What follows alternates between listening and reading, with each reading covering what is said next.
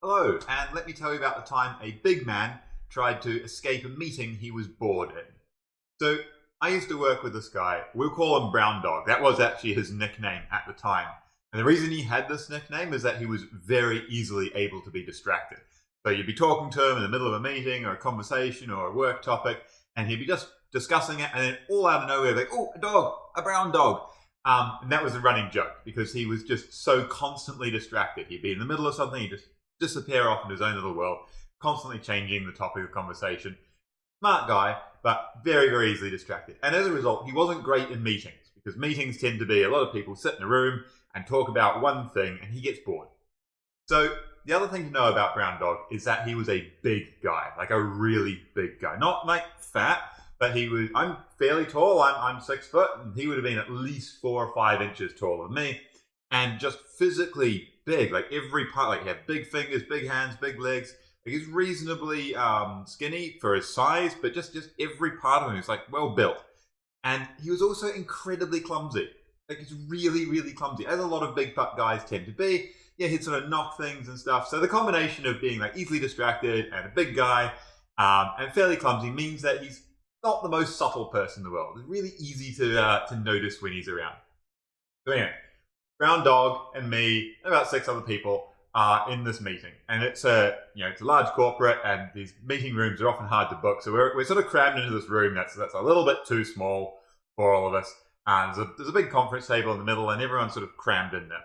And so everyone's sat around the conference table discussing whatever I honestly can't even remember what the topic of conversation actually was.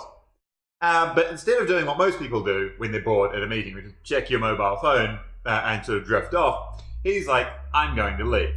And instead of doing what any rational, normal human would do and say, I'm bored, I'm going to leave, no, what he does is he decides, I'm going to get up and just go.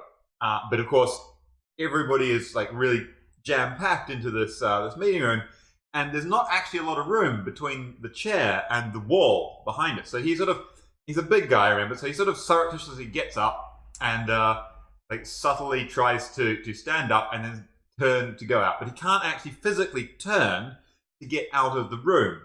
So, because there's not enough weight. So he ends up sort of crab walking really awkwardly along the edge of the room.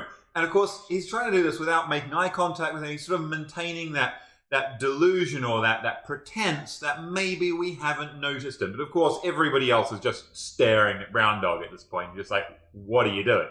So he sort of crab walks along the side of the room until he finds the door, and he opens the door without looking at it. He sort of goes for the handle, and he opens it, and then slides in, and then closes the door behind him.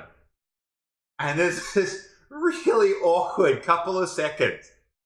Because what he's done is he's actually just walked into a closet and he's just locked himself in the closet. And everybody in the room, everybody knew what had happened. And we're all just looking at each other like, did that really just happen as he walked into a closet? Seriously, what the hell? And you also know, without a shadow of doubt, what's going on in his mind, which is like, he's gone in, he's like, oh, fuck, now I'm in a closet. What do I do now? And you know he's thinking, maybe if I wait here for like the next 20 minutes, just maybe, they'll all leave, and then I can leave, and they'll never know. And you know that's going on in his mind. But, obviously that's not going to work, and he's correct.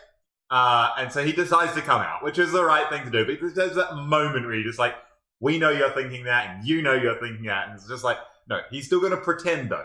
So he opens the door, doesn't make eye contact, pretends that nobody's seen, closes the door, crab walks in the other direction till he gets to the other door, the actual exit to the meeting room, opens it up, and leaves. And I've never seen a more disruptive sequence of events to a meeting. Like everybody, he had more than 100, he had like 110% of everybody's attention during this entire debacle, which probably, start to finish, the whole thing probably only took about 25 to 30 seconds, but it felt like an eternity. And there's that wonderful concept. I think the Germans have a word for it. I don't know what that word is, but when you feel embarrassment on behalf of somebody else. And I think we all felt a little bit of embarrassment on behalf of Brown Dog that day. But anyway, great meeting. Don't know what it was about, but I will remember that till the day I die. Cheers, everybody. It's the end of the video, so that makes it a random picture and story time. The random picture is my friend and I on a tank in Denmark about 6 years ago at a random military museum. The story can be my wife and I created cannibal chickens when we were on honeymoon in Rarotonga by feeding chicken sandwiches to the local hens. Now, if you've enjoyed this video, please like and subscribe it. And if you have any interesting work stories yourself, please leave them in the comments below.